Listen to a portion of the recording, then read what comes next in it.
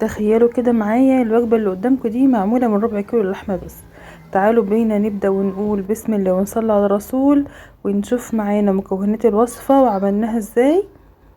اول حاجة معايا طبعا ربع كيلو لحمة بس، معلقتين من اي فينو متحمص او بقسماط او فيجيتار، اي حاجة معاكي، بصلاية كبيرة متقطعة، ومعايا التوابل بتاعتي ملح وفلفل ومعلقة صغيرة من السكر وبهارات. هضربهم كلهم مع بعض زي ما شفتوا كده في الكبة، وهنزل عليهم بربع كيلو لحمة مفرومة.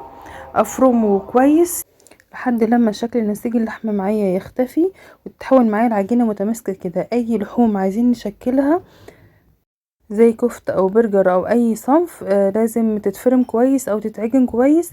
هي دي اللي بتخلي معايا الكفتة متماسكة وما تفكش، ولا بقسماط ولا فول صويا ولا اي حاجة. هو عجن اللحمة كويس هو اللي بيخليها تتماسك معايا. هضيف بعد ما فرمت كويس وده اختياري عودين كده من الشبت والبقدونس، هاخد منهم الاوراق بس واعجنهم او اقلبهم في عجينة اللحمة اللي معايا دي. ضفت كده على او حطيت على كيس بلاستيك على الطبق علشان تبقى سهلت معايا التشكيل، وانا جايه برضو بشيلها من الطبق. هكورها كده وابططها واخليها شبه القرصة او مدورة كده، وارصهم واسيبهم على جنب لحد لما احضر الخضار اللي معايا. وفي الوقت ده بكون محضرة حلقات من البطاطس والطماطم و البصل مقطعهم حلقات، واحضر الصينيه اللي هنشتغل فيها، اي صينيه تدخل الفرن. هدهنها بمعلقه من السمنه كده، وادهن الجناب كويس وابدا ارص فيها الخضار بتاعي. هرص حلقات من البصل وبطاطس وطماطم ورا بعض، وقطعه من الكفته او البرجر اللي احنا عملناه ده. ارصهم لحد لما املى الصينيه وادخلها الفرن على درجه حراره عاليه في الرف الاوسط. واشغل الوش وهنغطيها بفويل علشان الجزء ده مجاش، علشان تبقى السوا بتاعها كلها مظبوط. لازم نغطيها بفويل، ونيجي ساعه ما تاخد وش بشيل الفويل ده. للمعلومه ان انا حتى الان ما تبلتش الخضار اللي معايا اللي انا رصيته ده.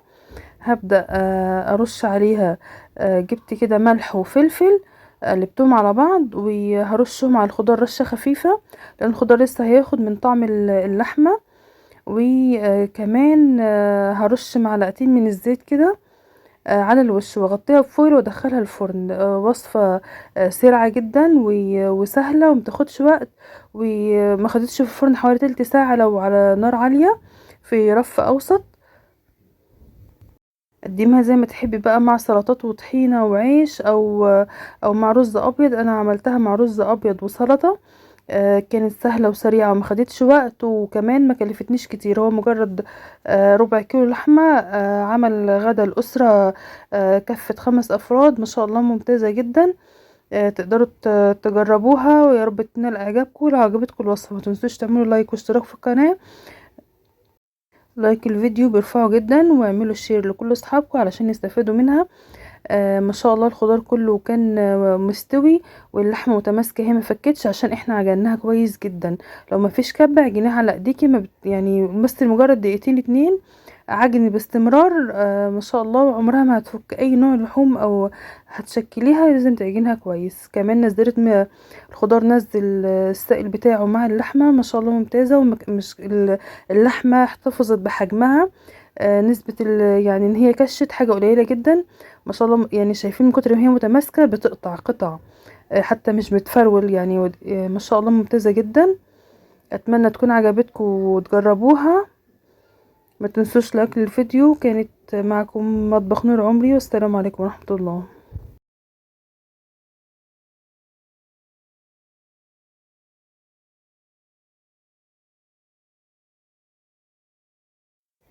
وتكملة سلسلة من ربع كيلو لحمة مفرومة، عملت الفطاير الممتازة دي بكمية ما شاء الله كفت وفاضت من ربع كيلو لحمة مفرومة بس. بينا نبدأ ونسمي بالله ونصلي على الرسول. ومعايا طاسة هحط فيها معلقة من الزيت او من السمنة تسخن جامد، وهنزل عليها بالربع كيلو لحمة مفرومة تتشوح لحد لما تاخد صدمة او اللون البني من الجهتين. وانزل عليها ببصلايه كبيره مفرومه او متقطعه، مش مفرومه في الكبه، عشان ما تنزلش ميه كتير، علشان ما ترجعش بعد كده تنزل ميه تاني في العجين. ونحن بدأنا باللحمه المفرومه نعصجها الاول علشان ما تنزلش ميه في العجينه، تلحق تبرد يعني، علشان اي معجنات ما ينفعش نضيف فيها الحشو وهي سخنه، لازم تبرد الاول، علشان لو ضفناها وهي سخنه بتنزل ميتها وبتبقى معجنه من جوه. وعلى ما اللحمه تتشوح معايا نص طماطمايه وقرن فلفل بارد على حامي، هقلبهم، واختياري طبعا الحامي، هقلبهم معاها واسيبها تستوي، وانقلها في حاجه تبرد علشان ما تبقاش معجنه معايا في الحشوه. ونبدأ بقى نحضر للعجينه. معايا 3 كوبايات من الدقيق، هضيف لهم رشة من الملح وكوباية واحدة بس من المية، وما تزودوش عن كوباية من المية، هي هتكفي معايا العجن. وهنشوف دلوقتي هقلب الدقيق مع الملح كويس، وبعد كده هنزل بكوباية المية. حابين تنزلوا تدريجي او يعني سيبوا معلقتين بس كده منها، علشان لو النوع الدقيق مختلف عن اللي انا استخدمته. اقلب كويس قوي. شايفين اصلا نسبة المية قليلة جدا عن الدقيق، بس ده اللي احنا محتاجينه. احنا محتاجين عجينة يابسة او تقيلة شوية علشان تدي معايا عرق. هفضل اقلب كده، وبعد كده هستخدم ايدي بقى عشان تبقى سهلة في العجن. هقلبها كويس لحد لما يختفي معايا الدقيق تماما. مع التقليب على طول على طول او العجن هتظبط معاكو لما توصل للشكل ده. من هنا بقى هنبدأ نعد يعني ساعات العجن، هنفضل نعجن لحد لما تبقى معايا بالشكل ده، فيها عرق او مط زي ما بنقول، وناعمة خالص خالص. هسيبها تريح بعد العجن ده 10 دقايق، وبعد كده هنبدأ نقطعها لكور صغيرة. العجينة تقيلة وفيها سنة صغيرة جدا من التلزيق، ملزقة حاجة بسيطة جدا، والتلزيق ده كده هيختفي، وهتشوفوا معانا بعد لما العجينة تريح. هنبدأ نقطعها كور صغيرة بالشكل ده، وشايفين التلزيق اللي فيها راح. في نص كوباية من السمنة سيحتها، هرقد فيها العجينة، او اللي هو الكور دي هسيبها تريح في السمنة السايحة، هي مش سخنة ولا قدحة، هي مجرد ساحت بس. سبت فيها العجينة. شايفين العجينة بقت شكلها عامل ازاي، ولا فيها تلزيقة ولا فيها اي حاجة، ولا حتى بتسيب علامة في الايد.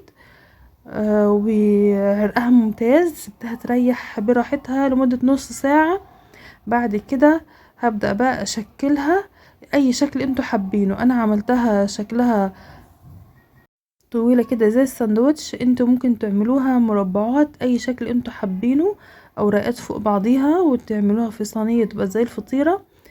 هضيف الحشوة برضو اختياري، ممكن تبقى لحمة او فراخ او حتى ميكس جبن، بتبقى جميلة جدا، وبميكس جبن وعليها طماطم وزيتون كده. وابدأ الفها، هدهن دهنة بسيطة من السمنة اللي انا مرقدة فيها العجين، ال3 معالق سمنة كبار، لو هي لسه جامدة، ولو سيحتها بتبقى مقدار نص كوباية من اللي انا كنت بعاير بيها دي. هدهن منهم كده، وهيقضوا العجينة كلها ان شاء الله. وابدأ كده اشد علشان تبقى مدية رقات كويسة، والفها، واجيب صينية ادهنها بالزيت او من السمنة. كله هستخدم من السمنة اللي انا مرقدها في الطبق، وهبدأ ألفها رول وانقلها في الصينية، برضو تريح بعد التشكيل حوالي 10 دقايق، وادخلها الفرن على درجة حرارة متوسطة رف اوسط، مشغلة الفرن والشواية مع بعض، واسيبها لحد لما تاخد لون. معايا كل حاجة مستوية، بس مجرد ان العجينة تاخد لون بتستوي بسرعة جدا. هدهن تاني البورد وافرد عليها، كرر نفس الطريقة لحد لما اخلص العجين اللي معايا كله. انا قطعت العجينة كور تقريبا قد الخوخة كده، يعني قطعة الخوخ، والحجم اللي انتوا عايزينه بالطول اللي انتوا عايزينه. انا بالنسبة لي كانت كده مناسبة. ادهن عشان دهنة السمنة دي خفيفة جدا، هي اللي بتعمل الرقات، مش بتخلي العجين يمسك في بعضه تاني. ما تضيفوش خميرة ولا بيكنج باودر علشان ما تقبلش معايا العيش فينو، فتبقى معايا عاملة نسيج كده او او خلايا كده جوه العجينة وتبقى تختمر معايا، ومهما ضفت سمنة طبعا عمرها ما هتورق طالما فيها اي مادة رفع. كده انا خلصت كل الكمية اللي معايا، ومن اخر 2 كده كنت بعملهم شغلت الفرن يسخن وهدهنها دهنة من الوش، وطبعا دهنة الصينية علشان الدهنة دي هي اللي بتدي التلميع واللون المظبوط. هبدأ ادخلها الفرن تاخد وش وتطلع معايا مظبوطة ومورقة ومقرمشة. لو حباها تبقى مقرمشة سيبيها مكشوفة، لو حباها تبقى طرية شوية غطيها اول ما تطلع من الفرن او اديها رشة بخاخ مية. تقدميها كده وقدميها مع سلطة وطحينة ممتازة جدا، وتنفع وجبة عشاء او صنف اضافي مقبلات في الغداء. سريعة جدا ما خدتش مجهود ولا وقت في العجن. اتمنى تكون عجبتكم الوصفة. لو عجبتكم الوصفة ما تنسوش لايك وشير. أول مرة يشوفنا يعمل اشتراك في القناة. تنورونا باشتراكاتكم الجديدة، وشكرا لكل المتابعين الجداد. كانت معكم مطبخ نور عمري، والسلام عليكم ورحمة الله.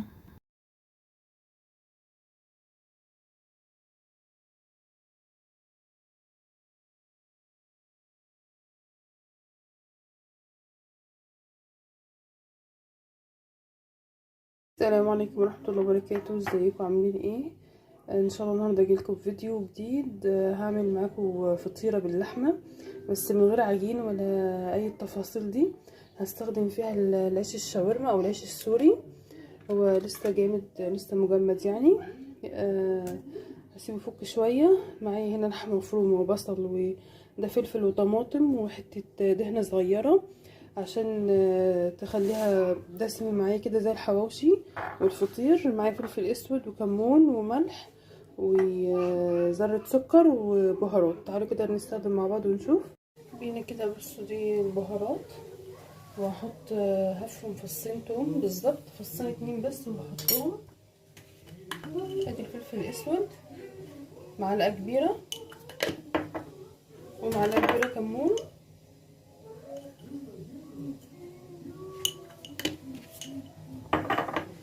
وبرده معلقه كبيره ملح، والسكر.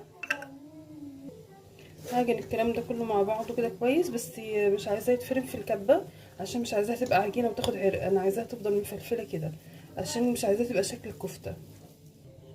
انا كده فردت الرغيف اللي هو العيش بتاع الشاورما. صلي على محمد، صلي على محمد، صلي على محمد. اخد قطعه من اللحمه كده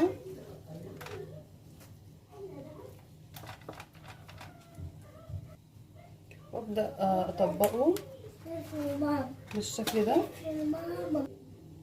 اطبقه بالشكل ده كده.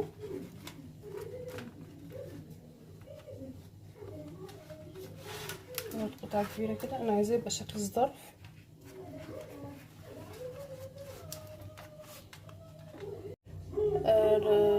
خلصت كميه وتاخد صينيه.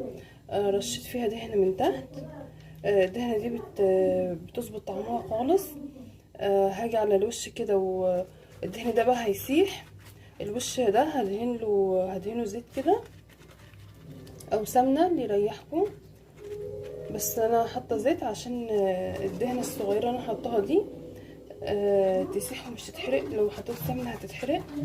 هدهن كده وهدخلها الفرن على فرن سخن جدا. وخلي بالكم ان انا حطيت اللحمه نيه وهي ان شاء الله تستوي زي فكره الحواوشي بالظبط. خلص طبقنا كده معانا. اتمنى يكون الفيديو عجبكم. لو عجبكم الفيديو ياريت تعملولي لايك وشير وسبسكرايب. وتعالوا كده بقى نفتح العيش من جوه نشوفه عامل ايه.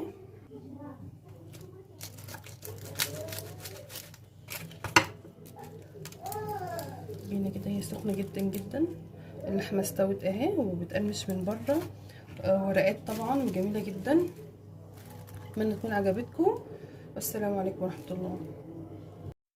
السلام عليكم ورحمه الله. ازيكم عاملين ايه؟ اتمنى تكونوا بخير. معاكم وصيف مطبخ نور عمري. هعمل معاكم النهارده المبكبكه.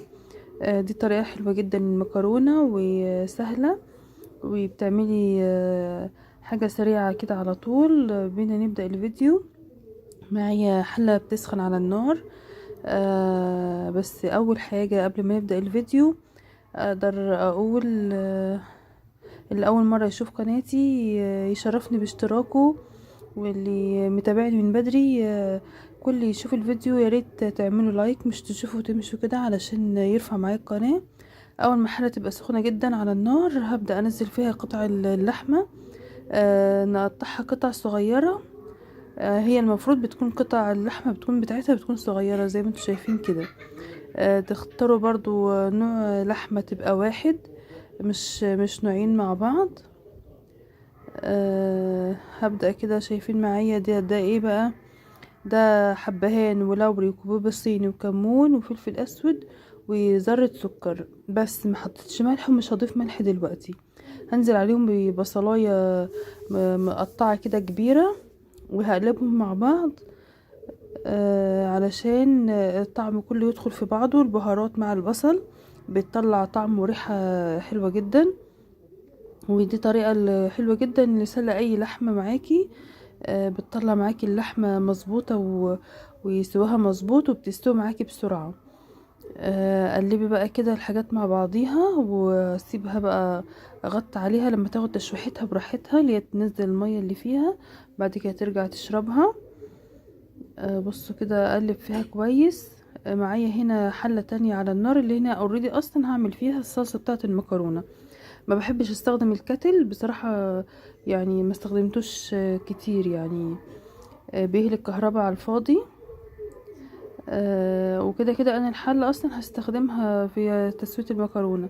دي الطماطم اللي انا هفرمها، بقول لكم ضيفوا عليها قطعة من البنجر هتظبط معاكي ولون المكرونة وبيكون طعمها حلو جدا مع المكرونة. هبدأ انزل كده، اللحمة نشفت معايا، هبدأ انزل بالمية المغلية.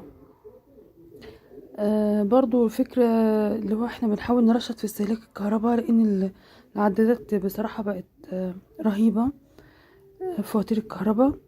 فاحنا كده كده اصلا الحلة وسخناها عشان اصلا هنعمل فيها الصلصة بتاعة المكرونة، فنغلي فيها المية اول ما احنا نشغل الكتل.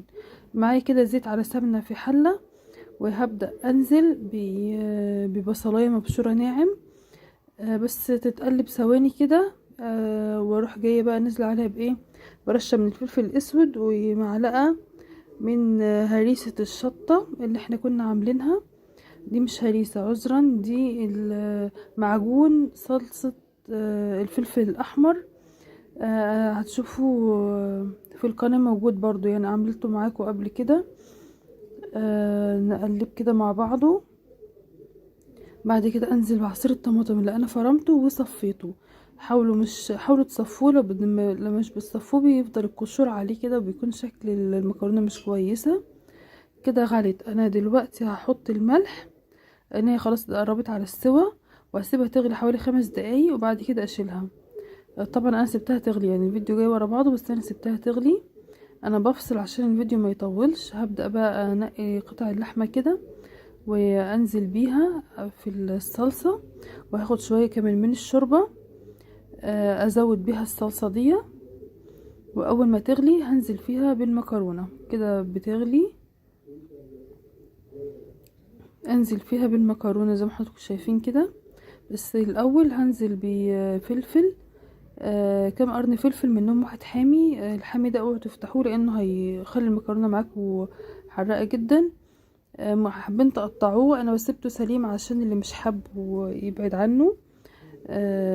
هزود كمان شوية من الشوربة لان كانت قليلة، او مية بقى براحتكم، بس لازم تبقى مية مغلية او شوربة مغلية لحد لما يبقى منسوب المكرونة والصلصة متساويين كده. مفيش حاجة اعلى من التانية، الاتنين بيكونوا نفس المستوى. كل شوية هديها تقليبة. اول ما هتغلي اروح جايب موطيه النار خالص على الاخر علشان مش تشط معايا، وهبدا اوطي عليها وكل شويه اديها تقليبه لحد لما المكرونه تستوي. هتطلع معاكي مظبوطه بالظبط، ولا معجنه ولا اي حاجه. طبعا ما تنسوش تظبطوا الملح قبل ما توطوا النار، ولسه فيها شوربه كتيره كده تظبطوا الملح بتاعها.